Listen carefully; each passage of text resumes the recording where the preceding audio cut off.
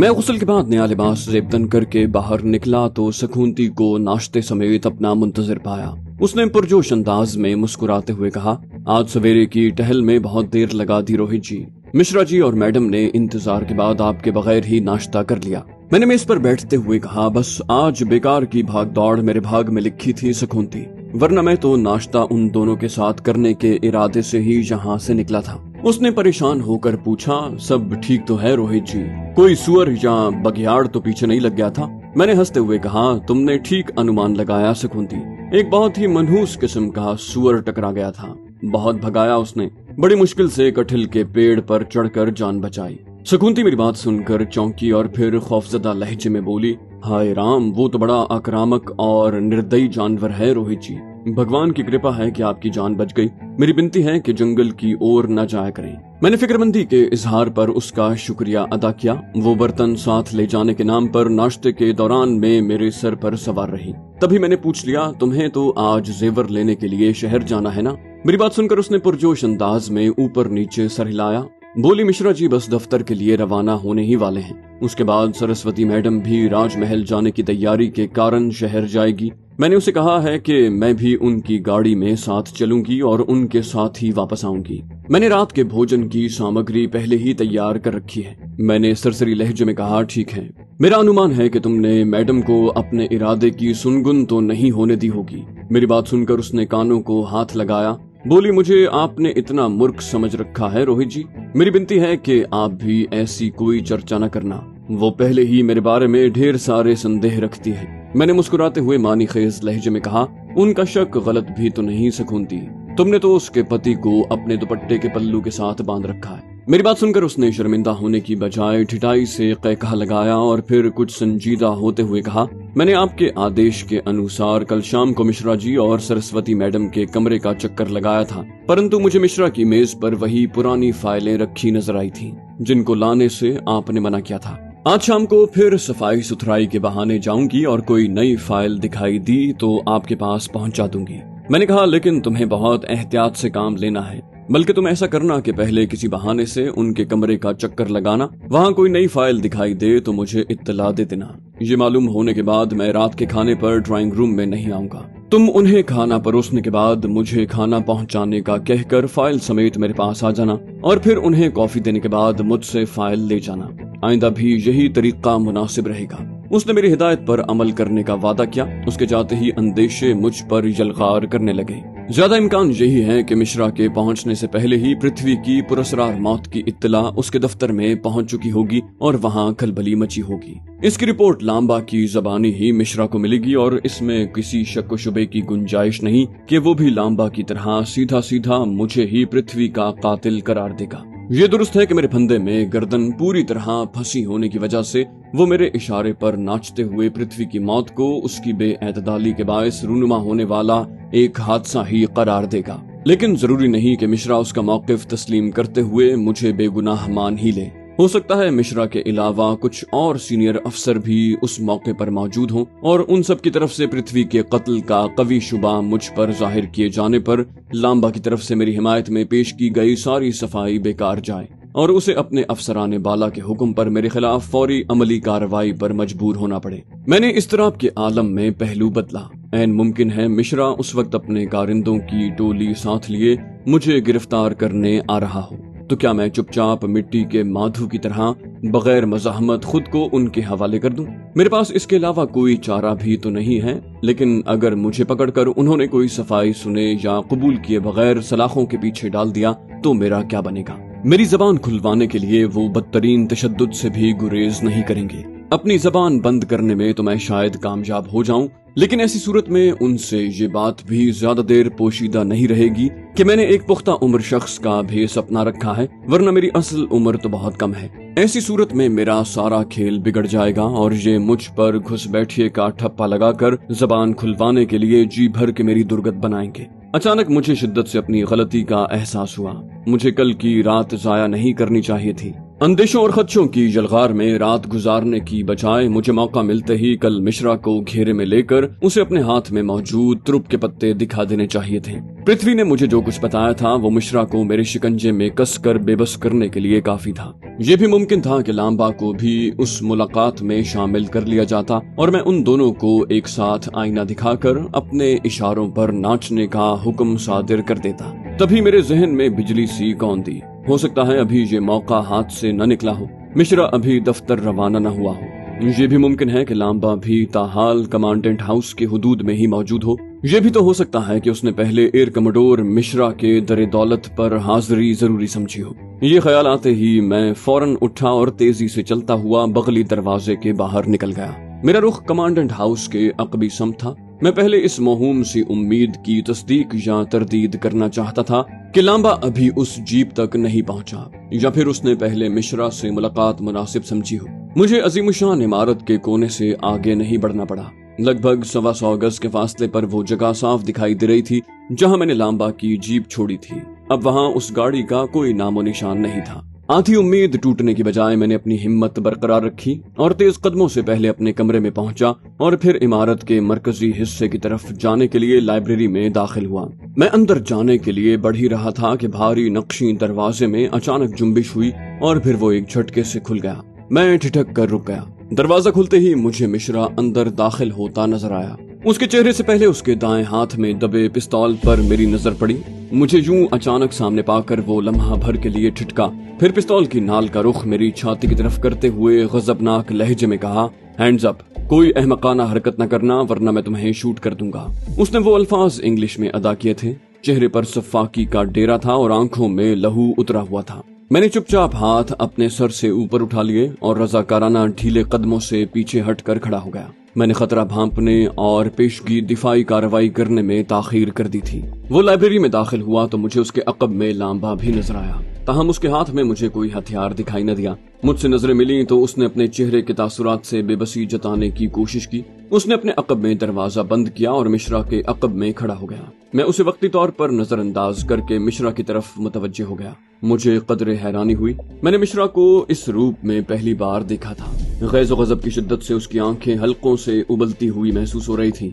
जबड़ों के पट्टे आखिरी हद तक तने हुए थे। सफाकी से खींचे होंठों के दरमियान से नजर आने वाले दांत भी मजबूती से एक दूसरे पर जमे हुए थे। वो एक बार फिर धाड़ा, तुमने अपनी असलियत छुपाने के लिए पृथ्वी की जान ले ली और फिर उसकी मौत को हादसे की शक्ल देने की कोशिश भी कर डाली। तुम क्या समझते हो हम तुम्हारे बचगाना झांसे में आ जाएंगे? मैं तुम्हें जिंदा नहीं छोड़ूंगा। वो सांस लिए बगैर बोलता चला गया। उसके होंठों से कफ उड़ रहा था। मैंने मुदाखलत किए बगैर उसे बोलने दिया। अपनी हिजानी तकरीर के दौरान में वो भी मेरे तासुरात का जायजा लेता रहा होगा और उसने अंदाजा लगा लिया होगा कि उसके तैश और इश्तियाल से मुझ पर मतलूबा असर नहीं हुआ, न ही मैं पिस्तौल की जद पर आने से हवास बाख्ता हुआ। उसकी वहशत आमेज बकवास का सिलसिला रुकने की यही वजह रही होगी। उसके खामोश होते ही मैंने उसे नजरअंदाज करते हुए लांबा को मुखातिब किया, लगता है तुम्हें मिश्रा जी से विस्तार में बात करने का मौका नहीं मिला वरना। मिश्रा ने डपटने के अंदाज में मेरी बात काट दी। बोला, ये बुद्धू मुझे क्या बताएगा? मैं कोई बच्चा हूँ कि ये सामने की बात समझ ही न सकूं? हमें तो पहले ही अंदाजा था कि। मैंने गरजदार आवाज में उसकी बात काट कर कहा, बकवास बंद करो। तुम्हारे बारे में मेरा अंदाजा भी बिल्कुल ठीक निकला।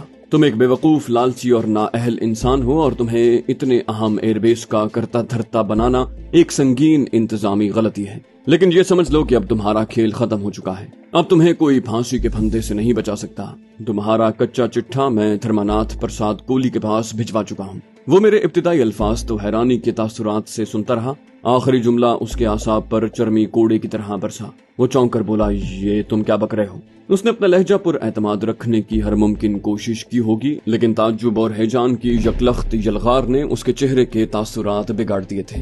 उसने मेरे अल्फाज तोलते हुए कहा, डीपी कोहली जी, उनका इस मामले से क्या ताल्लुक है और तुम उन्हें कैसे जानते हो? मैंने मुस्कुराते हुए कहा, मैं उन्हें क्यों जानूंगा, वो मेरे बॉस हैं और इस मामले से उनका ये ताल्लुक है कि मैं उन्हीं के इशारे पर तुम्हारे काले करतूतों की जांच पड़ताल करने यहाँ आया हूँ। मेरे इन अल्फाज ने मेरी तवक्को के ऐन मुताबिक असर किया। मुझे लगा कि उसकी आंखों के सामने सारी दुनिया चकरा रही है और वो किसी वक्त भी लड़खड़ा कर जमीन पर ढेर हो जाएगा।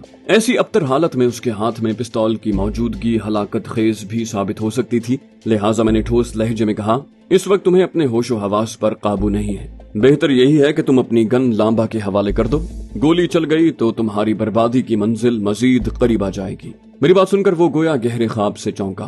उसे अब भी तजब्जुब में मुब्तला पाकर मैंने तहक्कुम भरे लहजे में कहा, जो मैं कह रहा हूँ उस पर अमल करो। फिक्र न करो, मैं यहाँ से भागने वाला नहीं हूँ। ऐसा कोई इरादा होता तो मैं यहाँ वापस ही न आता। यहाँ बैठो, मैं तुम्हें सब कुछ समझाता हूँ। ये कहकर मैं करीबी मेज के साथ बिछी कुर्सी खींच कर बैठ गया। ताहम मिश्रा उसी तरह पिस्तौल थामे तजब्जुब के आलम में अपनी जगह खड़ा रहा। फिर उसने परेशान लहजे में अपने मातहत को मुखातिब किया, ये सब क्या चक्कर है लांबा? समझ में नहीं आ रहा कि ये शख्स क्या कह रहा है। लांबा ने पजमुर्दा लहजे में कहा, रोहित जी ठीक कह रहे हैं मिश्रा जी। इन्हें यहाँ के घपलों का पता लगाने के लिए राजधानी से यहाँ भेजा गया है और इन्होंने हमारी सारी गतिविधियों की खोज लगा ली है। मिश्रा ने उसकी बात काटते हुए लगभग चीखते हुए कहा, ये तुम क्या कह रहे हो? किन गतिविधियों की बात कर रहे हो तुम? इस दौरान में उसके पिस्तौल की नाल गैर इरादी तौर पर सरनिगू हो चुकी थी। लांबा ने शिकस्त खुर्दा लहजे में बात आगे बढ़ाई। बोला, मिश्रा जी वही गतिविधियां जो हम पिछले 4 वर्षों से यहाँ करते आए हैं। लांबा की बात सुनकर मिश्रा चंद लम्हों के लिए सुन होकर रह गया। फिर उसने वजाहत तलब नजरों से मुझे देखा। मैंने उससे बात करने की बजाय लांबा को मुखातिब किया। कहा, ये ऐसे मामले की संगीनी नहीं समझेंगे, सब कुछ विस्तार से बताना पड़ेगा। ऐसा करो, तुम कुछ देर के लिए मेरे कमरे में जाकर बैठो, मैं इनसे 2-2 हाथ करता हूँ। उसके बाद तुम भी वापस आ जाना और मैं तुम दोनों को बताऊंगा कि आगे क्या करना है। लांबा ने इजाजत तलब नजरों से मिश्रा की तरफ देखा, लेकिन वो तो जैसे नीम दीवाना हो गया था। उसकी खौफजदा नजरें बार बार मेरी तरफ उठती थीं और फिर झुक जाती। उसकी तरफ से कोई रद्द अमल न पाकर लांबा मेरे कमरे के दरवाजे की तरफ चल पड़ा। उसकी तरफ से मुतमईन होकर मैंने कदरे सख्त लहजे में मिश्रा को मुखातिब किया। कहा, होश में आओ मिश्रा, ऐसा न हो कि मुझे तुम्हारी अक्ल ठिकाने लगानी पड़े। ये पिस्तौल मेज पर रखो और चुपचाप मेरे सामने बैठ जाओ और जो कुछ मैं बता रहा हूँ उसे गौर से सुनो। मेरे अल्फाज और लहजे ने हस्बे तवक्को मिश्रा के हवास झंझोड़ दिए। उसने मुझे चौंक कर देखा और फिर मेरे मुकाबिल मेज की दूसरी तरफ कुर्सी पर बैठ गया। अलबत्ता उसने पिस्तौल मेज पर नहीं रखा, बल्कि उसकी नाल का रुख भी मेरी जानिब था।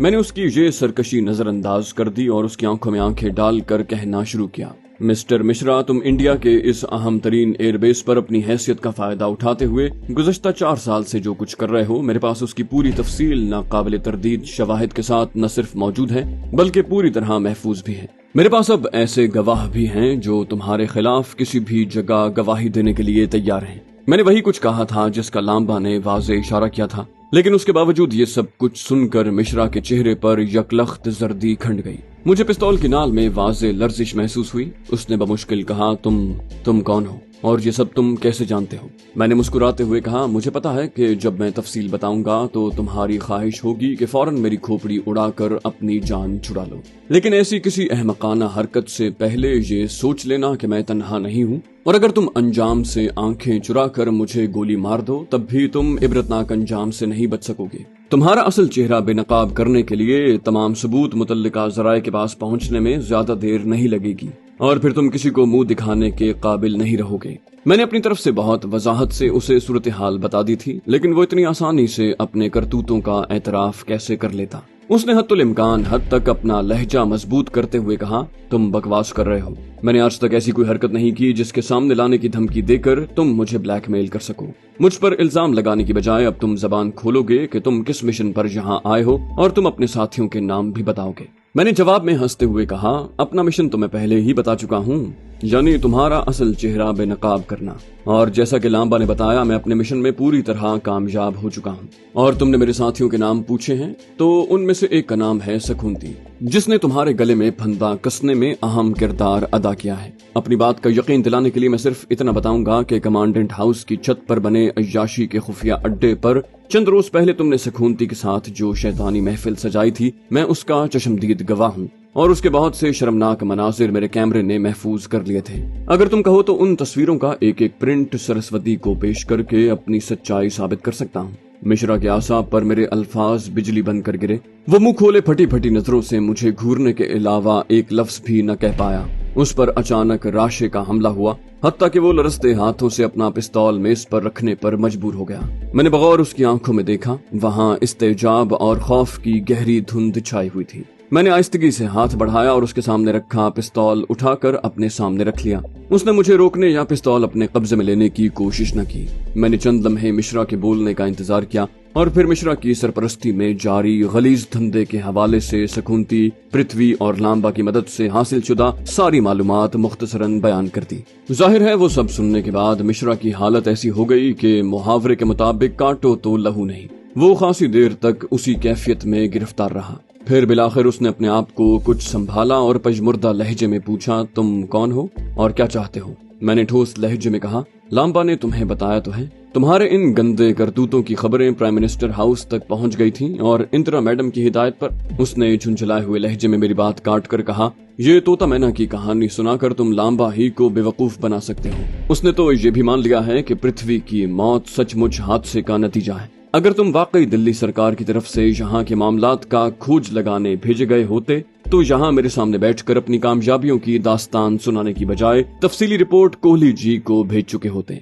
और अब तक मेरे खिलाफ कोर्ट मार्शल की कार्रवाई भी शुरू हो चुकी होती। उसने तवक्कुफ करके खुद को संभाला और फिर धीमे लहजे में कहा, मैं अच्छी तरह जानता हूँ कि तुम एक खतरनाक और बहुत ही माहिर पाकिस्तानी जासूस हो। इतने माहिर के कुछ ही दिनों में कर टैंक के बंगले से मेरे घर में आकर बराजमान हो गए और मेरी नाक के ऐन नीचे बैठकर सारे मामलात का पता लगा लिया। मैं ये मानने पर मजबूर हूँ कि तुमने मुझे पूरी तरह शिकंजे में जकड़ लिया है। मैंने उसकी बातों पर कोई रद्द अमल जाहिर करने की बजाय उसके मजीद बोलने का इंतजार किया।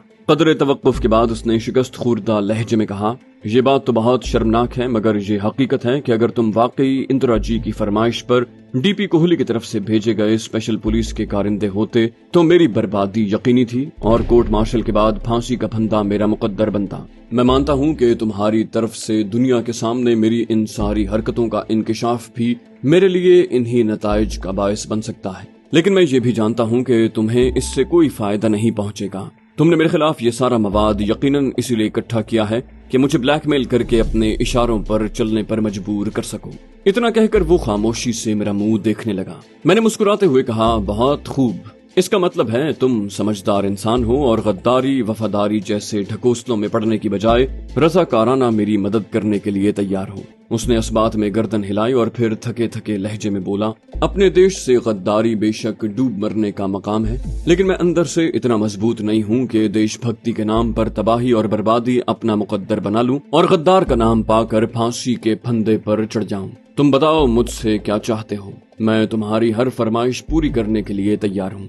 मैंने सताइशी अंदाज में सर हिलाया और फिर मुतमईन लहजे में कहा, अगर तुम मुझसे रज़ाकाराना ताउन करने पर तैयार हो तो मैं तुम्हें यकीन दिलाता हूँ कि तुम्हारे धंधे और दीगर हरकतों के हवाले से सब राज कभी अफशा नहीं होंगे और तुम्हारी अंधी कमाई का सिलसिला यूं ही चलता रहेगा। लेकिन ये ख्याल रखना कि तुम मेरी असल शनाख्त लांबा के सामने जाहिर नहीं करोगे। उसके नजदीक मैं सरकारी कारिंदा हूँ और बेहतर है कि वो मुझे यही समझता रहे। उसने एक बार फिर इस बात में गर्दन को जुम्बिश दी, बोला, हाँ यही मुनासिब है, लेकिन उसे मालूम है कि तुम हमारे खिलाफ तमाम सबूत इकट्ठे कर चुके हो।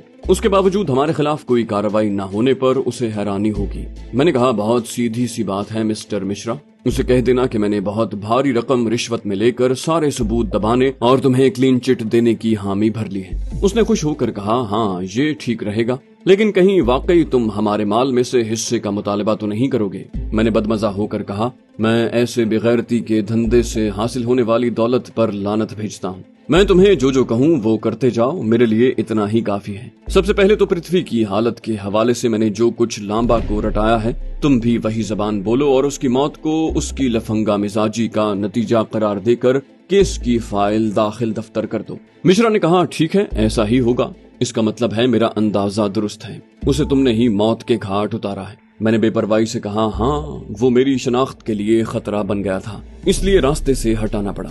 मिश्रा ने ये सुनकर गौर से मुझे देखा और फिर सताइशी लहजे में कहा, लेकिन तुमने उसे ठिकाने लगाने में भी बेहद चालाकी का मुजाहरा किया है। उसकी लाश अस्पताल पहुंचने के बाद डॉक्टरों ने मुआयना किया तो उसके हाथ की गिरफ्त में बियर का कैन मिला। मुझे यकीन है तुमने उसे नशे में धुत करने के बाद जीप समेत झील में धकेला होगा ताकि उसकी मौत हादसे का नतीजा साबित हो। मैंने मुस्कुराते हुए कहा, यही नहीं, मौके पर मौजूद सारे लोग गवाही देंगे कि वो किसी औरत के साथ अय्याशी करने वहां पहुंचा था। मेरी बात सुनकर मिश्रा चौंका और फिर उदास से लहजे में बोला, ہمارے سب سے ہوشیار اور مضبوط انٹیلیجنس آفیسرز میں سے ایک تھا پرتھوی.